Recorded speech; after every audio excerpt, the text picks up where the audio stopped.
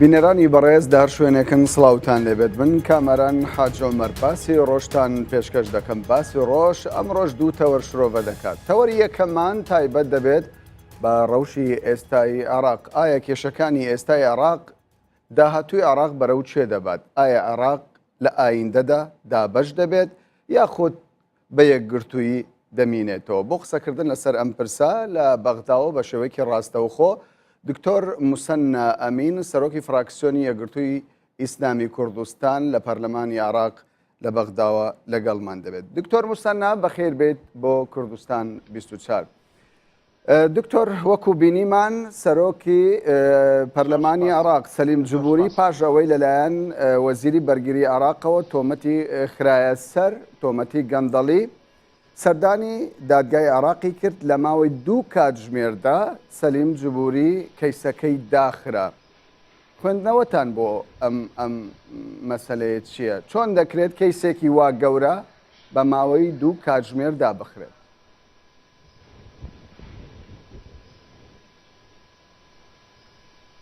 سەرەتا زۆر سوپاس سڵاو ڕێزم بۆ بەڕێزتان کە کامەران و بۆ بینەرانی بەڕێز. لە ڕاستیە ئەم کەیسە لە سەرەتاوە هەر کەیس نەبوو، ینی بەڵام پێویستیش بوو دادگا قسەی تیا بکە. بە قەنەعەتی خۆم کاتی خۆشی هەر لە سەرەتای ئەم قەیرانەوە وتم ئەم کەیسە لە ڕووی قانونیەوە کەیس نییە، چونکە ئەو تۆمەتانی کە ئەو دایە پاڵ سەلیم جبوری تۆمەتێکی یەکەم سەلماندنیان زۆر زەحمەتە کە شتێکیش نەسەلمێنرا نابێتە کەیس و قەزیە. خاڵێکی تریش خۆ لێ دەرباسکردنی ئەگەر ڕاستیش بن تەبان خۆ لێ دەرباسکردنی ئاسانە، ینی کاتێکە بەرپرسێک بازرگانێک ئەناسێنێ بە بەرپرسێکی تر مانای ئەوە نییە کە پێی ئەڵێ ئەبێت تۆ گەندەڵی بکەی و تەندەرێکی نایاسایی بدەی بەم بازرگانەی کە من پێدەناسێنم. هەرچەنە ئەسڵی پێناساندنەکە جێگەی شوب هەیە و لایەق نییە بە کەسێک لە مستەوای دکتۆر سەلیم کارێکی وا بکە. بەڵام وەکوتم کاتێککە ئێمە ئەزانین زۆربەی ئەو بازرگان و کۆمپانیانەی کە وەزارەتەکانی عێراق مامەڵیان لەگەڵەکە ژمارێکی زۆریان گەندەڵن و کاری نایاساییەکەن. لەبەرەوە کاتێ بەرپرسێک بازرگانێ بێنە بیناسیێنێ بە وەزارەتێکیاوە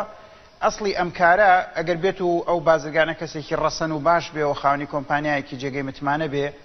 و ئەو تەندەرەش لە ڕێگەی یاساییەوە وەربگرێ، واتە لە ڕێگەی لیژنەی عقودەوە بەپێی تعلیمات و زەوابط بەپێی مزایدە و مناقەسە تەندەرێک وەربگرێ. ئەمە هیچ شتێکی نایاسایی نییە ئەوەی کە ئەو ئەیوت کە گوایە فڵانی هێناوە بۆی کە من تەندەری بدەمێ.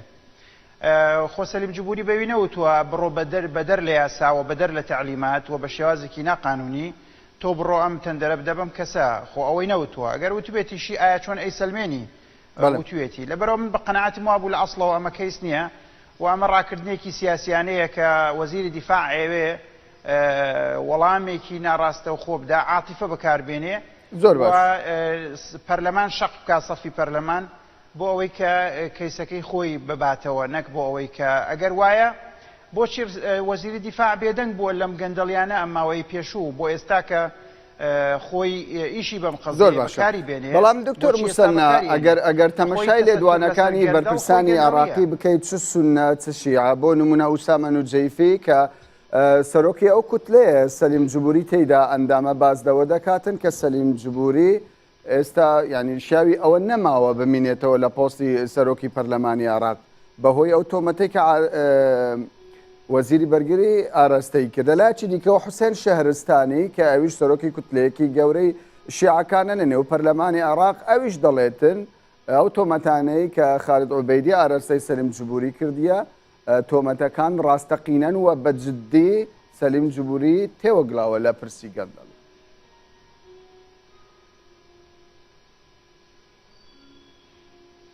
خۆی هەموو ئەو قسانەی کە ئێستا لەسەر دکتۆر سەلیم ئەکرێ ئەگەر دکتۆر سەلیم بیەوێ لە ڕووی یاساییەوە مقازاتی ئەو کەسانە بکە ئەو قسانە ئەبن بە تەشهیر، چونکە مەحکەمە ئەو قەزیەی ئێستا داخستووە بەڵام ئەو قەزیە لە ڕوویەکی ترشەوە هەر کراوەیە، ینی بەرپرسە عێراقیەکان هەر کەسێک ببن لە دکتۆر سەلیم بۆ هەر کەسێکی تر هەمیشە ئەکرێ بدرێن بە دادگا بەس لە کاتی بوونی بەڵگا. هیچ دادگایەکی ڕەسەن کە کاری سروشتی و یاسایی خۆی بکە کەیسێ وەرناگرێ بەبێ بەڵگا. ئێوە بەڵگانەی پێشکەش کرابن بۆ کەیسەکەی دکتۆر سەلیم نە ئەگەشتە ئاستی ئەوەی محکەمە پشتیان پێ ببەستێت بۆیە هەر لە تەوری گومانە ماونەتەوە گومانیشە تا نەسەلمێنرێ نابێتە شتێکی شایانەوەی کە ئیشی لەسەر بکرێ بە نیسبەت بەڕێز ئوسامە نجێفی دیارە خلافێکی گەورە لە نێوان سونە هەیە ئێستا هەروەکو چۆن خلافی گەورەش لە نێوان شیعە هەیە هەروەکو چۆن ئێستا خەریکە خلافیش حەقیقیش لەناو کووردا دروست بووە ئێمە ئەزانین دکتۆر سەلیم لە ڕەوتێکە لە ناو سونەکان بەڕێز ئوسامە نجەیفیش لە ڕەوتێکە لە ڕۆژی لابردنی ئەسیل نجەیفی پارێزگاری مووسڵەوە کە لە پەرلەمان دەنگی لەسەردرا و متمانەی لەسەنرایەوە لەو ڕۆژەوە بەڕێز نجەیفی لەگەڵ جوبوری بینیان تەواو نییە لەبەرەوە ئەکرێ بخرێتە خانەی خلافاتی سیاسی ناوخۆی سونەکان و هەوڵدان بۆ وەرگرتنەوەی سەرۆکایەتی پەرلەمان لە کەسێکە لەسەر ڕەوتی بەڕێز نجەیفی بێ ئەمە بەوەی شارستانیش ئەڵێ شارستانی خۆی تۆمەتبارە بە مەلەفاتێکی زۆری گەندەڵی سەردەمی ئەوەی کە وەزیری نەوت بووەوە کۆمەڵی عقود و جەولەی تەراخیسی پێدانی ئەو تەندەرانە بە کۆمپانیا نەوتە جیهانیەکان بارگرانێکی زۆر گەورەی حاشا هەڵنەگری دروست کردووە لەسەر موازنەی عێراق و لەسەر داهاتی عێراق ئەو خۆی تۆمەتبارە بەو جۆرەشتانە بەڵام ئەمانە هەمووی تۆمەتن پێویستیان بە سەلماندن و بەڵگە هەیە و ئەو بڵێ کاتێکە محکەمە ئەڵێ ئەو تۆمەتانە نەسەلمێنراون ئەو بڵێ نەخێر تۆمەتە و سەلمێنراوە ئەو خۆی کردو بە محکەمە و لە جیاتی محکەمە بڕیار لەسەر سەلیم جبوریەدا ئێمە پاکانە بۆ سەلیم جبوری ناکەین بەڵام هەموو هاوڵاتێکی ئەم عێراقە بە سەلیم جبوریشەوە پێویستە زیمەتی پاک بێتە و کاتێککە عکسەکەی سەلمێنرێ لە ئەسڵا ئینسان ناتوانرێت لەسەر ئەساسی تۆمەت و قسە و لەسەر ئەساسی خصومەت بەڕێز عوبەیدی ئەگەر ئەویست گەندەڵی دژایەتی بکاوە فعلا حەقانی بێ ئەیتوانی پێش لەوەی بێتە ئەم مۆزوعە هەبێ زۆر باشە پێشتر سەلیم جبوری باسی لەوە کرد کە ببردایە لە ڕۆژی یەکەمەوە ئەو بەڵگانەی ببردایە کە من فشارم لێکرێەوە داوای گەندەڵیم لێکرێ بەڵێ پێشتر سەلیم جبوری ئەو کاتەی کە خالید عوبەیدی تۆمەتی ئاراستە کرد داوای کرد کە ینی لە پۆستەکەی نەمینێتن ینی لە کورسەکەی دوور بکەوێتەوە تاوەکو ینی ئەو کەیسە یەکلایی دەکاتەوە ئایا تۆمەتبارە یاخود تۆمەتبارێ لە هەمان کاتیشدا باسی لەوە کرد پاشەوەی کە ئەم پرسە یەکلایی دەکەمەوە لە خالید عوبەیدی خۆش نابم ینی چاوەڕێی ئەوە دەکرێتن سکاڵە لەسەر خالید عوبەیدی تۆمار بکاتن و نیوماڵی سونە بە تەواوەتی دابەش ببێتە سەر دووبەرە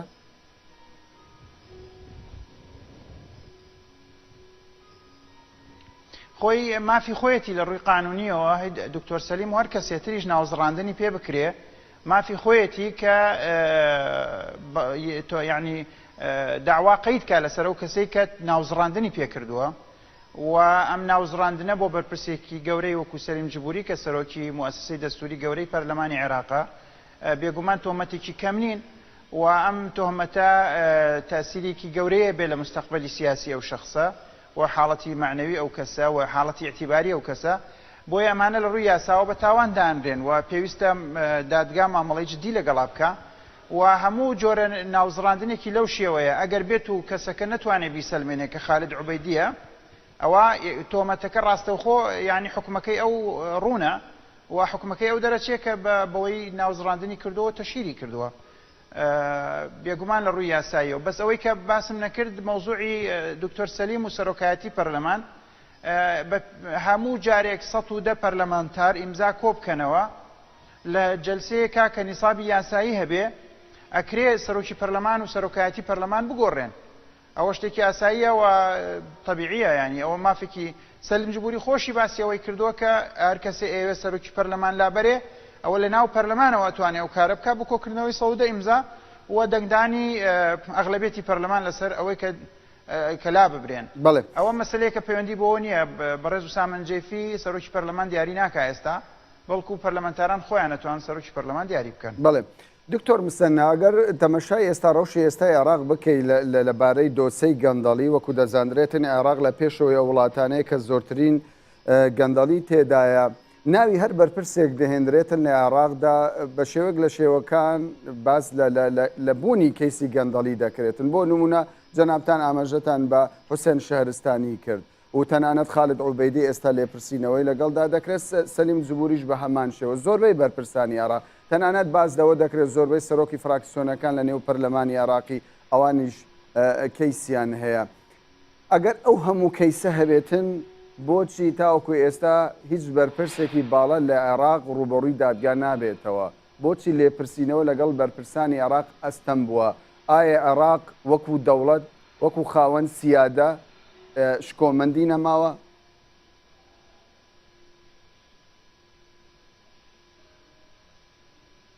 خۆی لە ڕاستیە ئەوەی کە گەندەڵی لە عێراقا سنووری هەموو حدێکی منطقی و معقولی تێپەڕاندووە ئەو ڕاستە. ئەم گەندەڵش کێ کردوێتی؟ خۆ بێگومانیا وەزیرەکان کردویانە، سەرۆک وەزیرانەکان کردویانەوە، ئەو کەسانی کە بڕیار بەدەست بوون کردویانەوە، هەندێک جاریش بێگومان لە ناو پەرلەمانیش خەڵکی گەندەڵ هەیە و سەرۆکی فراکسیۆنە، ئەندامی پەرلەمانە، هەر شتێکەیە بێگومان ئەمانە بە سەلماندن ئەکرێ هەموو یەکلا بکرێنەوە و تایسەش ئەوە نییە کە بڵێ هیچ مەسئولێک لە عێراقانە درراوە بە دادگانە خێر بەدەیان بەرپرسی عێراقی دراون بە دادگاوە، هەندێکیشان حکومیان بۆ دەرچووە. لەوانەیە فەلاح سوودانی وەزیری بازرگانی پێشوو یەکێک لە ئاخر یەکێ لەم کۆتایانە بێ کە لەم ماوەیە پێش 6 ساڵە زیاترە قەزیەکەی لە محکەمەیە لەم ساڵ پێش 1-2 مانگ یەکلا کرایەوە. کاتی خۆی ئەیهەم سامەڕایی وەزیری کارەبا بوو لەسەر مەسەلەی گەندەڵی ڕای کرد و کەیسی لەسرە. وەزیری بازرگانی ئێستای پێشووتر کە ئەوش ئێستا لە دەرەوەی عێراق هەر لەبەر کەیسی گەندەڵی و لەبەر ئەوە نەخێر من وازانم دادگاکانی عێراق و هەیئەی نەزاهەی عێراق دەستگای نەزاها و چاودێری ڕۆڵی بینیوە، بەڵام ڕۆڵەکەی سنووردارە و شەرمنانەیە بە حەقیقەت و لە کەسانی گەورەی زۆریش هەن کە بەرپرسن لە بەهەردەردانی ملیارەها دۆلار، نەک سەدان ملیۆن، ملیارەها دۆلاری عێراق و تا شەش لە دەرەوەی دادگان و پێویستە دادگایی بکرێن و ڕۆژێک لە ڕۆژان هەر ئەبێ دادگایی بکرێن. بەڵام بە دڵنیاییەوە گەرەو کەسە خۆی کە ملیارەها دۆلاری بەزایەدا و حتا نەک ملیارەها دۆلار بە تەنیا بەرپرسە لە ڕژانی خوێنی هەزاران کەسیش هەرو کەیسەی کەوتنی مووسڵ کە کارەساتی هەرە گەورەی دروست کرد بۆ هەموو عێراقیەکان کێ بەرپرس بوو لێی 120 وەرەقە راپۆرت خوێنرایەوە لە پەرلەمان و ئامادە کرا و لیژنەی پسپۆر کاری تیا کرد. لە ئەنجامە ئەو حیزبەی کە ئێستا بەرپرسە لە حکوومەت لە عێراقا هەرو حیزبەیە کە پێشتریش ڕئیس وەزەرای هەبوو لە وڵاتە دکتۆر موسەنا وەزیرەکان و سەرۆک وەزیرانەکانی خۆیانە پارێزە لە لێپێچینەوەی یاسایی ئەوەندەی پێی بکرێ. بەڵێ دکتۆر موسەنا ئێستا مەفهومێک دروست بوو لەلایەن هاوڵاتیانی عێراقیەوە کە تەنانەت ئەگەر ناوی بەرپرسێک بهێنرێتن لە عێراق، ناوی سیاسێک بهێنرێت لە عێراق، خەڵکی عێراق وەکو کەسێکی منصف وەکو کەسێکی پاک سەیری ناکە، ینی بێتاقەتن لە بەرامبەر سیاسەکان، پێیان وایە ئەوەندەی بۆ بەرژەوەندی تاکە کەسی و بۆ فراوانکردنی دەستەڵاتی خۆیان کار دەکەن بۆ قوتی خەڵکی عێراقی کار ناکەن. پێتان وایە ئەم تێگەیشتنەی هاوڵاتیان و ئەم عەقلیەتە سیاسی کە ئێستا ینی زۆربەی حەزبولانە سیاسەکانی عێراقی بە کەیسی گەندەڵی تێوەگڵاون وا بکات دەوڵەتی عێراقی فەشەلی پێبێت و دابەش ببێت؟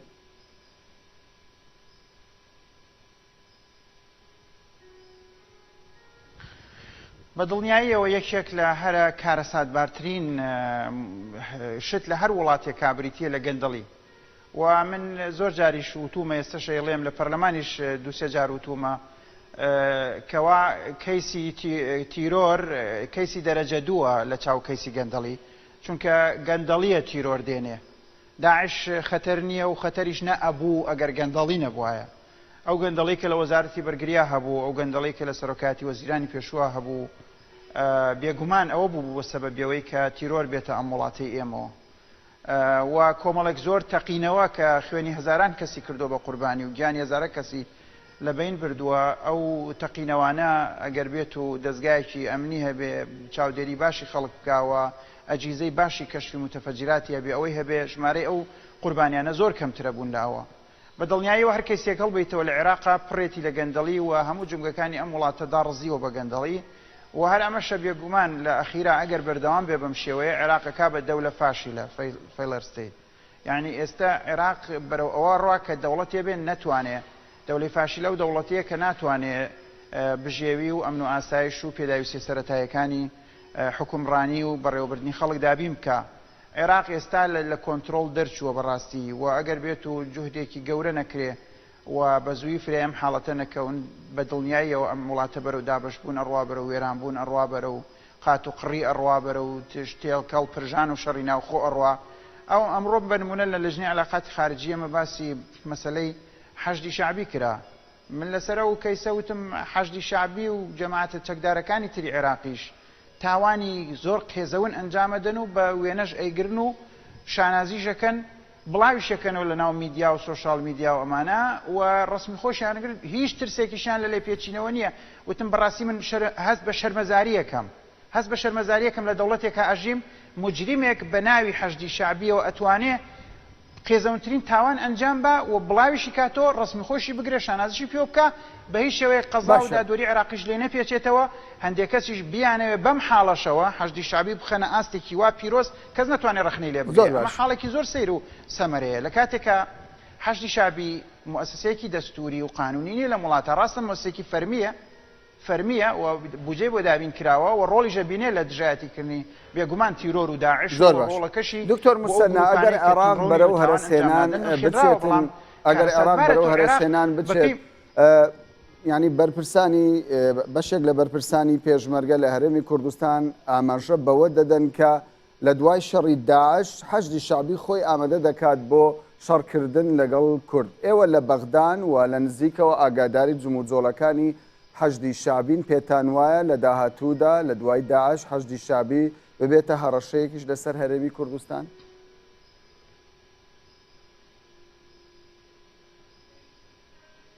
من قەناعەتم وایە حەشدی شعبی نەگەبێتە هەڕەشە لەسەر هەرێمی کوردستان ئەگەر بەم شێوەیە بەردەوام بێ و بمێنێ بەڵکو بێتە هەڕەشە لەسەر هەموو عێراق نابێتە هەڕەشە لەسەر کورد بەڵکو لە سەرەتا بێتە هەڕەشە لەسەر شیعەکان خۆیان چونکە ئەمە کۆمەڵ دەیان گروپن بە دەیان سەرکردە بە دەیان ئایدۆلۆژیای جیاواز و ئەوانە لەوانەیە یەکشت کۆیەکاتۆ کە ئێستا شەڕی داعش ئەگەر داعش نەما ئەم خەڵکە بە یا بەر بنە خۆیان یا بەر بنە ئێمە ئەمە خەتەرێکی گەورەیە بۆ عێراق مادەی 9 لە دەستوری عێراق ڕێگە نادا چەک لە دەرەوەی جێشی عێراقی هەبێت ئێستا ئەم بوونی مؤسسەیەک کە ئەتوانرا کاتی خۆی حەشدی شعبی کە بەڕێز سیستانی فتوای داوە بۆی کە خەڵک هەڵسێ دژی داعش ڕاپەڕێەوە دژایەتی بکە ئەکرا ئەم خەڵکەی کە دێن تەتەواعکەن لە ڕێگەی جێشەوە ئێوە وەکو کوردی سونە مەزهب دەتوانن لە پەرلەمانی عێراق بەڕێژکاوی ئەو مەترسیانە بخەنە ڕوو وەکو فراکسیۆنی کوردی لە نێو پەرلەمانی عێراق؟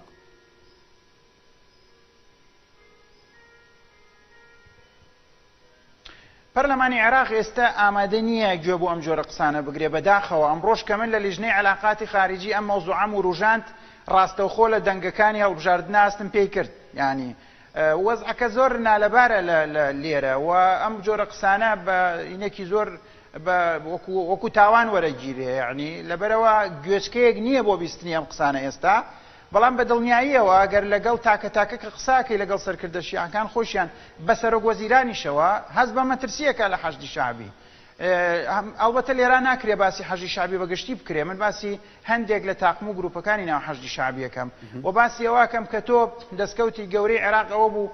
لە سەردەمی جەولەی دووەمی مالکی لە حکومڕانیە ئەوە بوو کە چەکدارەکانی سنووردار کردووە خستنی ناو ئیتاری مؤسسەی ئەمنیەوە ئێستا جارێکی تر هەر حیزبێک و هەر گروپێک و هەر گەڕک و کۆڵانێک چەکداری کا دروست بووە و سەرکردەی جیاوازی هەیە و ناوی جیاوازی لە خۆی ناو و پلانی جیاوازی شەڕی هەیە و کاتم کەمە دکتۆر ببوورە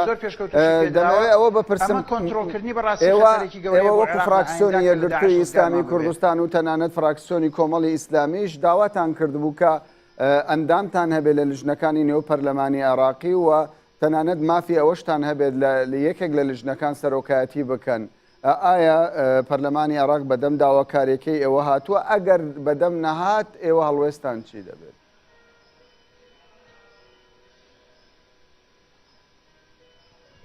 سپاس دەکەم بۆ مەسەلە کە وروژاندت مەسەلەیەکی گرنگە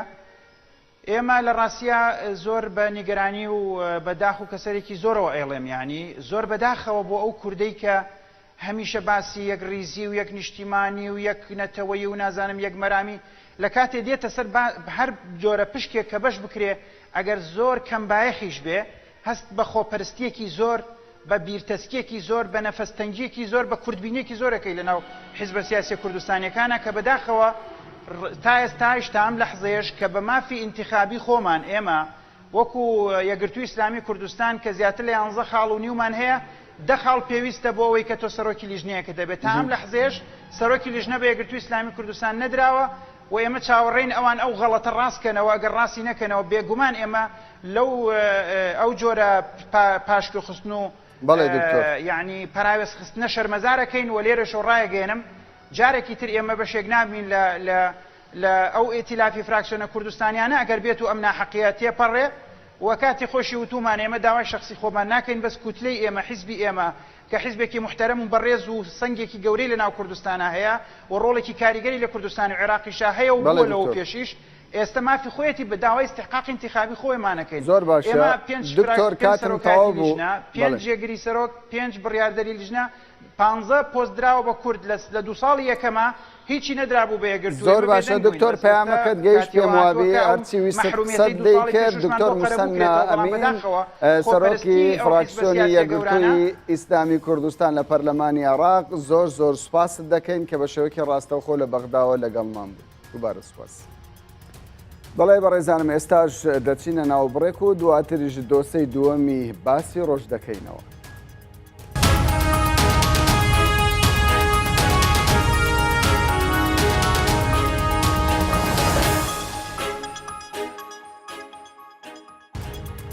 دووبارە سڵاو بینەرانی بەڕێز تەوەری دووەمی باسی ڕۆژ دەکەینەوە کە تایبەتە بەڕەوشی یاسایشی هەرێمی کوردستان بە تایبەت هەولێر کە پایتەختی هەرێمی کوردستانەوە دەگەڕێینەوە بۆ ساڵێک بەر لە ئێستا بۆ یەکەم جار کە هێزەکانی چەکداری داعش لەسەر دەستی ئەنجومەنی ئاسایشی هەرێمی کوردستان و پێشمەرگەی هەرێمی کوردستان توانرا لە شارۆچکەی هەوێرە بۆ یەکەم جار شکست بە هێزی چەکداری داعش بهێنرێ پاژەوەی چەکدارانی داعش لە ڕووی چەک و تەقەمەنیەوە دوای ئەوەی توانیان مووسڵ کۆنتترۆل بکەن و چەک و تەقەمەنی 4 لیوای سوپای عراقی بکەوێتە بەردەستیان هێرشیان کرد بۆ سەر هەرێمی کوردستان بۆ قسەی زیاتر لەسەر شکستەکانی داعش لەم شەڕەدا ئێستا بە شێوەیەکی ڕاستەوخۆ میوانداری دکتۆر تارق نووری بەڕێوەبەری ئاسایشی هەولێر کە لێرە لەگەڵمانە هەروەها بەڕێز بارزان هادی جێگری بەڕێوەبەری ئاسایشی هەولێر کە ئەویش لەم شەڕەدا بەشدار بووە. بەخێر بێن بۆ کوردستان 24 دکتۆر تارق پێم باشە سەرەتا لە بەڕێزتانەوە دەست پێ بکەم. دیارە ئەو ڕۆژ ساڵێک بەر لە ئێستا ینی ڕۆژێکی سەخت بوو و داعش بە چەکێکی زۆرەوە هێرشی کرد بۆ سەر دەوروبەری دەشتاییەکانی هەولێر بە تایبەت ناوچەی گوێر. بۆچی ئێوە بەشداریتان لەم شەڕە کرد لە کاتێکدا پێشمەرگەش بوونی هەبوو؟ خۆی 2 سال لەمەوبەر کە داعش هزمێکی بەرفراوانی کرد لەسەر سەنگەرەکانی پێشمەرگە بە شێوەیەکی گشتی لە شنگالەوە تاکو دەکاتە مەتیقەی مەخمور. ئەو بەداخەوە لە دەستپێکی هێرشەکانی داعش کە بە شێوەیەکی چاوەڕوان نەکراوە بوو مفاجئ بوو و بە ئامادەکردنی کۆمەڵک زۆر لە زری پێش و لە چەشی قورس توانیان هەندێک شوێن بگرن هەر لە شنگارەوە و دوای پاشتر دەشتایەکانی پشتی مەخمور و ئەوان نزیک بوون. ئێمە ئەو کاتە وەک بەڕێوەبەرایەتی ئاسایشی هەولێر لە سۆنگەی شعورکردن بە مەسئولیەت کە دەمانیت بەڕێز جەنابی سەرۆک خۆی بە شێوەیەکی ڕاستەوخۆ لە مەنتیقەی شنگال و ئەوانە سەرپەرشتی هێزی پێشمەرگە دەکات ڕێزەکانی پێشمەرگە ڕێک دەخاتەوە. ئێمە ئەو کات 500 کەسی بژاردە لە ئاسایشی هەولێرمان ئامادە کرد بەرەو مەخمور پاش ئەوەی کە ڕای بەڕێز جەنابی سەرۆکمان وەگرت لە ڕێگای ئەنجومەنی سەرۆکی هەرێم ئەو کات لە شنگال بوو. ئەو کاتە سەرۆشی هەرێم سەرپەرشتی ڕێکخستنەوەی هێزەکانی پێشمەرگەی دەکرد لە دەڤەری شنگال. ئێمە کە بزانین جەنابی سەرۆک خۆی ڕاستەوخۆ لە جەبهەیە ئایا چۆن دەتوانین ئێمە لە ناو شاری هەولێر یاخود ینی نەمان دەتوانی ببینینەوە ئەوە بوو پەیوەندیمان کرد بە بەڕێز ڕاوێژکاری ئەنجومەنی ئاسایش کاک مەسرور و لە ڕێگای ئەوەوە داوامان کرد کە ئێمە وەکو ئاسایشی هەولێر هێزێکی ڕێکوپێکمان هەیە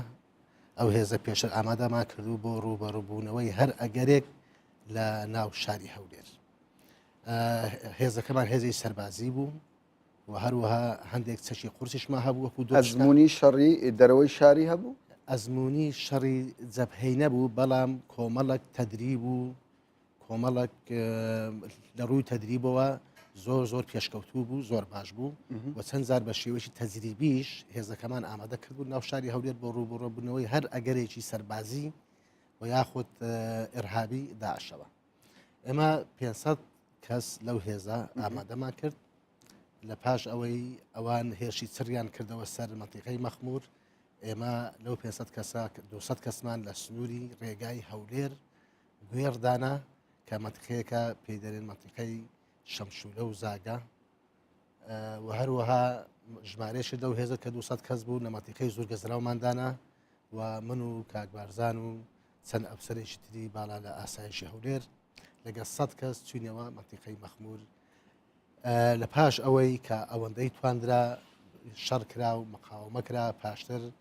هەر ئەو هێزەی وەرەی پێش بەرگەشت بە چوونی هێزەکانی ئاسایش بەرزتر نەبوو بێگومان ئێمە وەکو پشتگیریەک و پشتیوانیەک و ئسنادەک لۆ پێشمەرگە ئەو کاتە تەسیرێکی زۆر باشی هەبوو لەسەر وەرەی پێشمەرگە لە مەنتیقەی مەخمور ئەوە بوو لە پاش ئەوەی کە ئێمە چوینە مەخمور لەوێن دەرێت تواندرا ماوەیەکی باش ڕوبەڕووی داعش بینەوە و تا گەیشتە ئەو حەدەی کە جەبهەی مەخمور لەسەر چیای قەرەچووق دانرا لەو کاتەوە بەڕاستی ئەو قوتەی داعش زۆر بوو زری پێوەش بوو و قوتێکی وا بوو ئامادەکار بوو ئەزموندار بوو لە شەڕ سووریا گەڕا ئەزموندار بوو چەکی دوو وڵاتی پێ بوو ئیمکانی سەربازی دوو وڵاتی هەبوو بڕینی هاوڵات سەربڕینی هاوڵاتیان و ئەنجامدانی کۆمەڵ کوژی ترسێکیشی دروست باڵێ بە شێوەی زۆر هەمەزیانە و بە ترسەوە و بە تۆقینەوە هاتن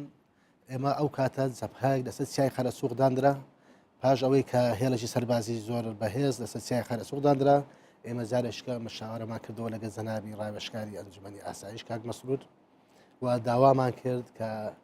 ئەو هێزەی ئاسایش ئەوەندەی ئەو 100 کەسا کە بچینەوە مەنتیقەی گوێر چونکە هەستمان کرد لەوێن دەرێ بەڕاستی سەنگەرەکانی پێشمەرگا لەو مەنتیقەیە کەمەک سستی و لاوازی پێوە دیار بوو زۆربەی هێزەکان لەسەر قەرەچووق و لە ڕێی مەخمور بوون ئەوە بوو جەنابیان ئەمری کرد و هەندێک ئەسلی ئەو دۆشکە و شتیواشی داینێ 106 داینێ ئەمە چوونە ڕێگای هەولێر گوێر لەو شوێنەی کە حیزامی ئەمنی هەیە کە 200 کەسی مەشی لێبوو پێشتر لەگە ئەو 100 کەسەش کە چوین بوونەوە 300 کەس لەوێن دەرێ ئەرچی خۆماگر کە چوین ئەو کاتە کاکتایرە سوور لەوێن دەرێ بوو و لەگە مەلافایق ئەوانە لە جێ ئەو بازگەی کە ئێستا هەیە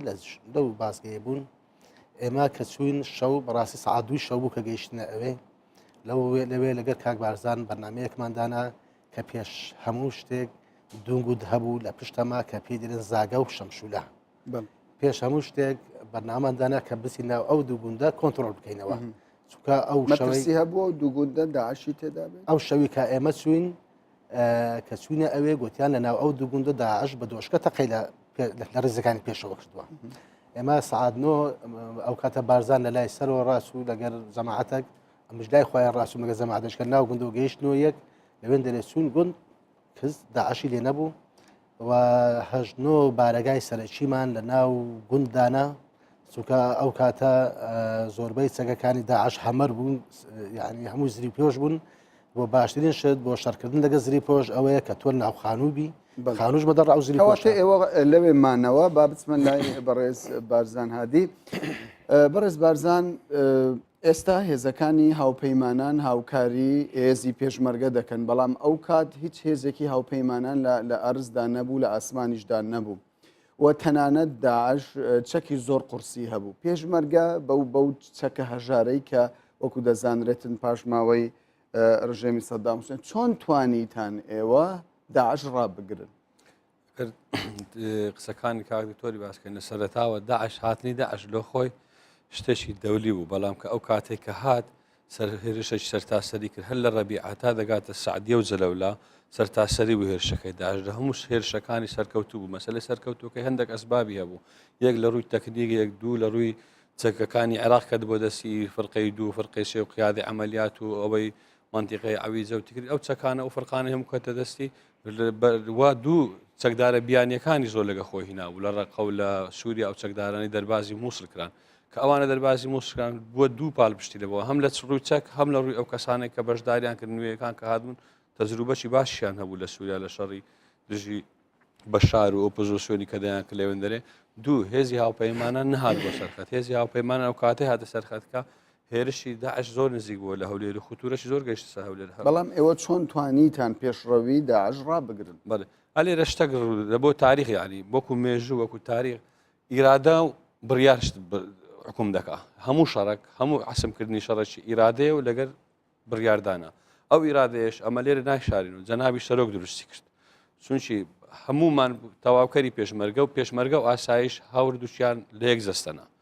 چونچی دەبی گەورەتری شەرەف ئەو کەسێک کە پێمان برێن پێشمەرگە و ئاسایش ئەمنیەت دوو ئەو بڕیارە ئەو مەسەلەی جەنابی سەرۆک کە ئیرادەی دروست کرد لە چێن نەرێ دروست کرد خۆی هاتە سەرخەت لە بۆ هەموو ئەفسەرەکان تەلەفۆن دەکرد لە بۆ فەرماندەکان تەلەفۆن دەکرد سەردانی زەبەکان دەکرد جەنابی کاک مەسرور لەگەری بوو لەوێ ئیرادەك دروست بووە چونچی پێشمەرگە و ئاسایش چەند ساڵێک بوو لە پاش 2003 و بەشداری هیچ پرۆسەشی شەڕکردیان نەکردبوو هیچ تەجروبەی وامان بەو شێوەیە نەبوو ئەمە بەڵام ئیرادەکە وای کرد ئینسان بڕیار بداتن و شەڕەکەی بکات کە شەڕیش کرا ئەو کاتە ئەماسەتەشیدی دروست بوو لە بۆمان و خەڵکیش ئەو خەڵکانێک کە خۆ بەخش هاتبوون ئەو خەڵکانێک کە چ لە ڕووی مادی لە ڕووی معنەوی بەخینی خوان تووشی لە شەڕەکانەگە تەمەشا بکەین یەکەم کەسی شەڕی شەهیدمان خۆ بەخش بوو شبان ئەو کەسێک لە گوێری شەهید بوو خۆ بەخش بوو یان لێرکوانە چ دروستدەبی ئیرادە و ئیرادەیە جەنابی سەرۆک دروست کردەوە هەر لە ڕەبیع هەتا سعدی و جەلەولا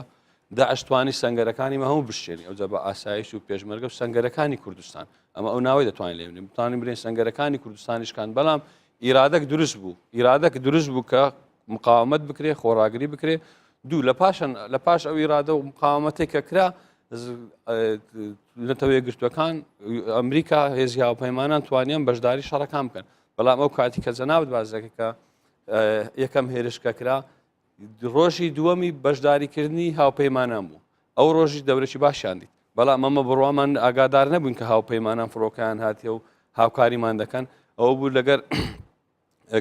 لەگەر بەڕێز کاک شەعبان ئەو کاتەی لە قیادەی ئەمەلیات بوو لەگەر هاوپەیمانان دانرا بوو لە ئەنجومەنی ئاسایش ئەو لەگەرمان هاتە خەت و ئەو چەند 5 ساعاتەی کە شەڕ بوو ڕاستەوخۆ لەگەڵمان بوو لەگەر فڕۆکەکانی هاوپەیمانن کەسیشمان بڕوامان بۆ نەبوو فڕۆکەی هاوپەیمانە بەو شێوەی هاوکاریمان دەکات بەڵام لە خوارێ و ئیرادەکە بوو ئامادەیەکە بوو هەموو کارمەندان و کە دەرێن کارمەندیان ئاسایش بە تەنها ئاسایش هەولێر لە هەموو ئاسایشی گشتی بەدەکابرێن ئاسایشی ئەنجومەنی ئاسایش کە بەشدار بووین لەوەی ئیرادەی خۆبەختیی تێدا بوو یعنی ئینسان نازانی وعیەک دروست بۆتەچی خارجی تااقەتی ئینسانی هات بوو لە بۆ ئەو هێرشەی بەرز بارزە ئەو کاتێک کە ئێوە لە سەنگەردا بوون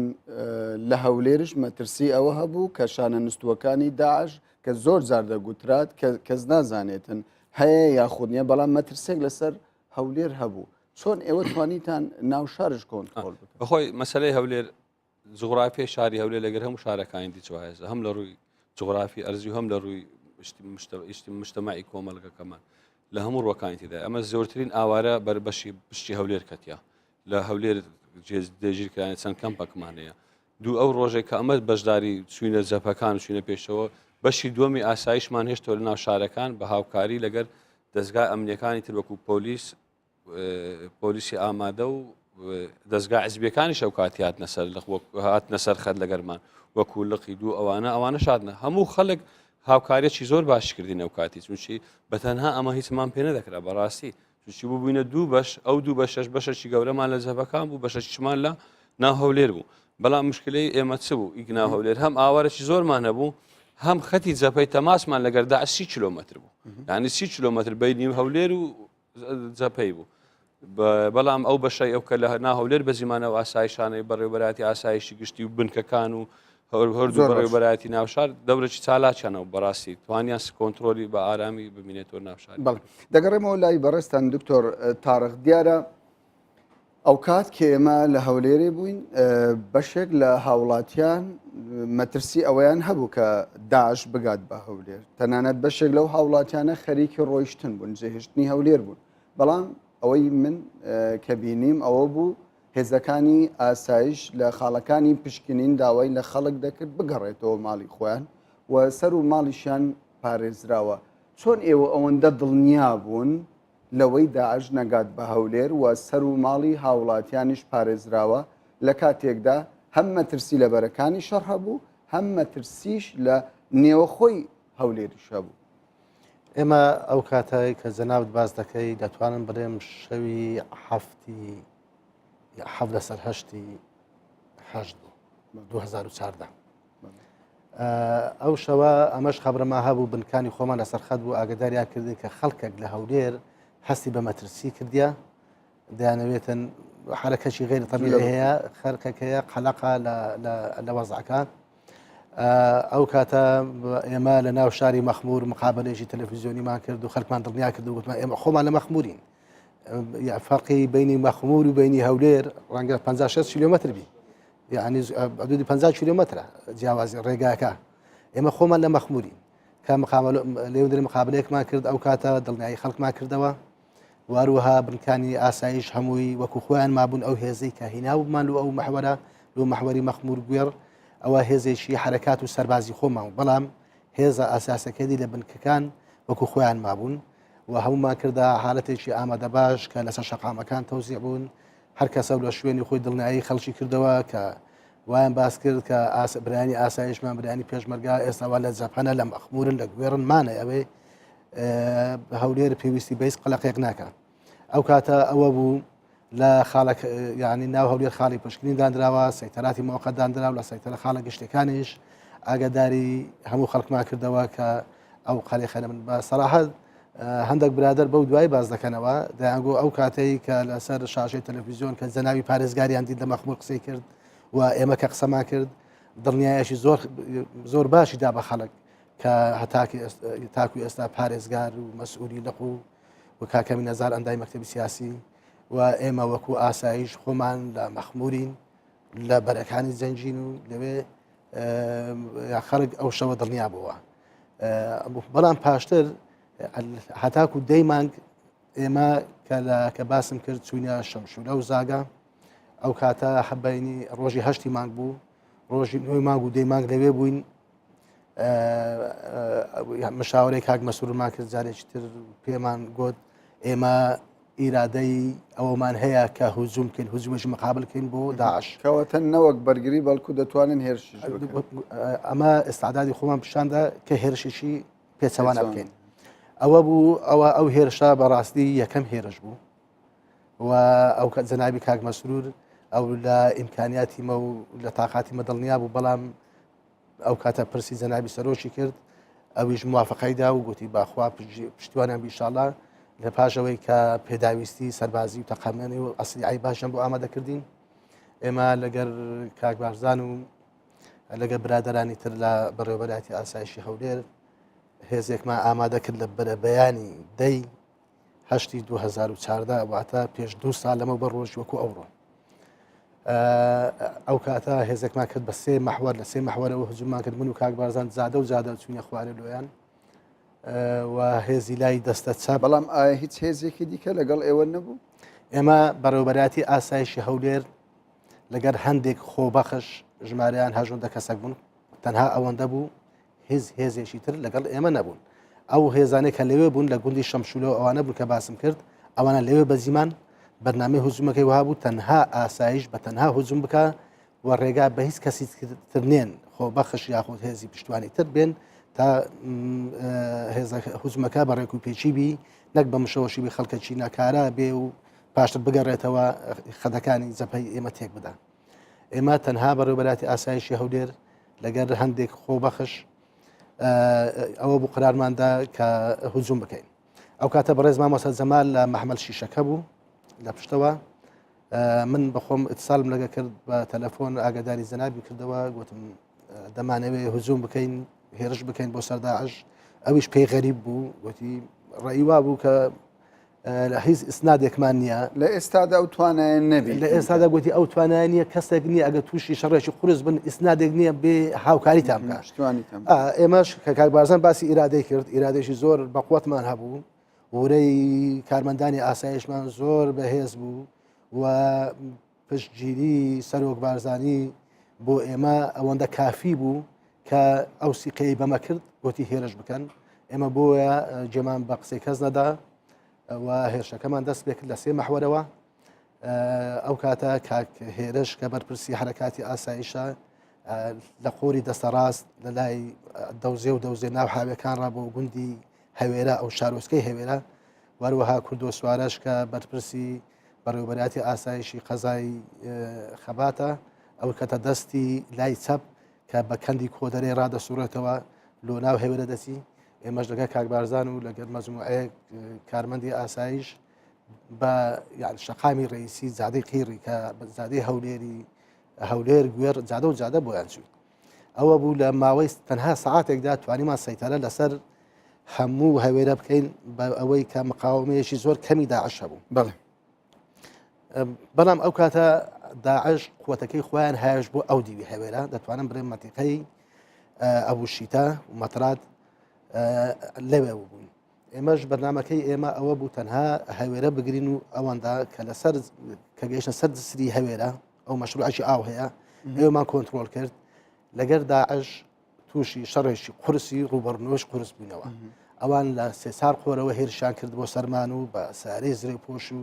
ئێمەش ئارپێچیمان لابوو و سانە سارێ زرێ پۆشمان لا بۆکو جێبی بەسییت و ژمارە زۆر دۆشکەمان لابوو ئارپیجی و ئەوانە زۆرمان بەڵێ دیارە کاتم زۆر کەمەوە ئەگەر یعنی توانیمان بەرپەرسی داعش بدەینەوە لەو کاتەش کە سوپای هاوپەیمانان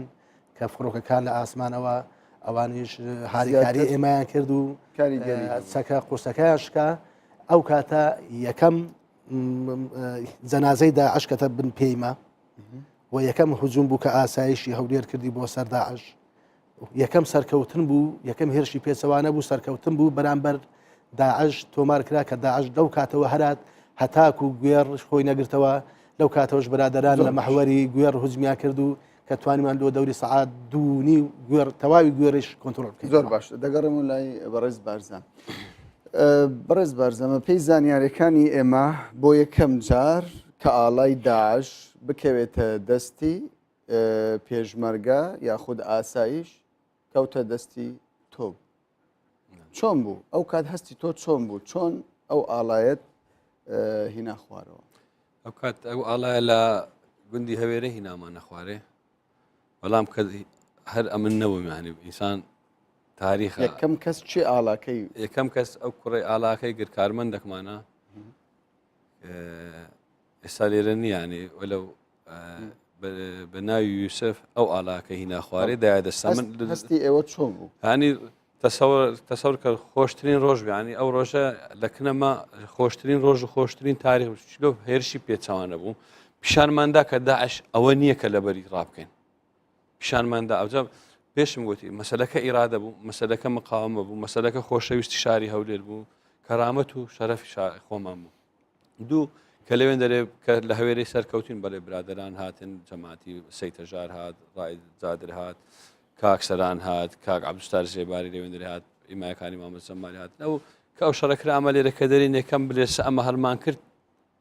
مەقسەدمان ئەوە نی ئەمە داعشمان تێکشان مەقسەدمان لێرە ئەوە یەکەم بلێسە کە هەرمان کرد خەڵکەکەی دیشان لە پاش شەڕی گوێرەگە تەمەشا بکەی زۆرترین داستانەکان تۆمار کرایە هەر لە ڕەبیعیدا بگرێتە دەگەێت سعدیە و جەلەولا هەموو داستانی گەورە گەورە تۆمار کرایە بەخینی پێشمەرگەی بووە بە ئازایەتی قارەمانەتی پێشمەرگە بوو بەڵام ئەمە لێرە ئەوەی دەرەکەین کە بیدایەتەکەی ئەو ئیرادەیە کو دروست بوو کە جەنابی سەرۆک ئەو ئیرادەی لە بۆ مانگەڕاندەوە ئەو قووەتە و هێزەی داما مەسەلەکەی مە لەوێرکوانەیە مەسەلەکە ئەوە نی ئێستا داخوا چێ بلێسەکەی هەرگر مشکلەکە ئیرادەکە بوو دروستکردنی ئیرادەکە بوو لە هەر دەڕەبیعی هەتا سعدیە و جەلەولای